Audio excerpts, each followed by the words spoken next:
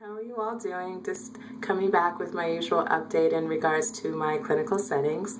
This last one I did in a hospital setting that specifically dealt with spinal cord injuries as well as traumatic brain injuries and quadriplegics. So the experience was very, I think it was wonderful. I enjoyed it. I had a really good time there. Just like my last clinical, I enjoyed the people that I was there and who I was helping.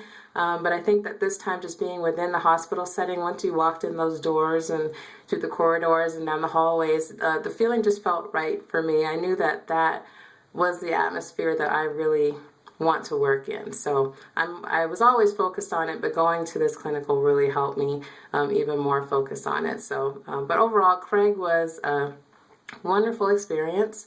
The people that I dealt with there, most of them had injuries from either skiing accidents, automobile accidents, whether it be with weapons or any other thing. It could be the simplest thing, but it all dealt with in the end them having either some type of spinal cord injury or traumatic brain injury, or not being able to use their limbs in some type of way. So it was interesting getting to deal with them. The spirit that they all had was wonderful. You know, you truly realize when you're there how much life is, just how much you appreciate things and how you just take things for granted. Because, these people got up there one day and, they were fine, ate their breakfast, did everything else just like what we do. And unfortunately, they managed to get into an accident, whether they were skiing or driving or anything. We could have been walking down the street, and it was just something that just happened to them. And now they're unable to, use the upper part of their body or use the lower part of their body.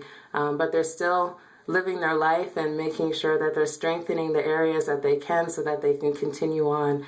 My first clinical setting, the people that were in that rehab were usually there between 20 to 30 days. There was some long-term and hospice, whereas at Craig here, this hospital, a minimum stay there is 3 months.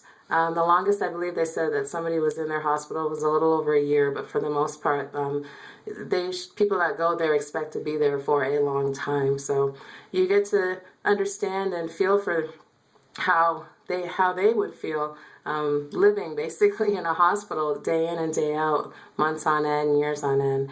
And the CNAs and techs that were there that we got to shadow, they were just excellent. The ones that I had, specifically one I should say, was just excellent, and I would love to take away a lot of the things that she showed me while I was there in regards to patient care and just, the way how she was as an individual in general. So overall, as you can see, I had another great clinical.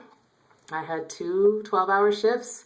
It was a very long weekend. I think that's why I didn't get back to you very quickly, like how I usually do on my other ones. I'm usually in my car, but this one took a couple of days later just because I think that I just needed to kind of recuperate and take everything in. It is hard to see some of these people in these situations. Some get better, some don't. So, after a while, it does take a toll on you.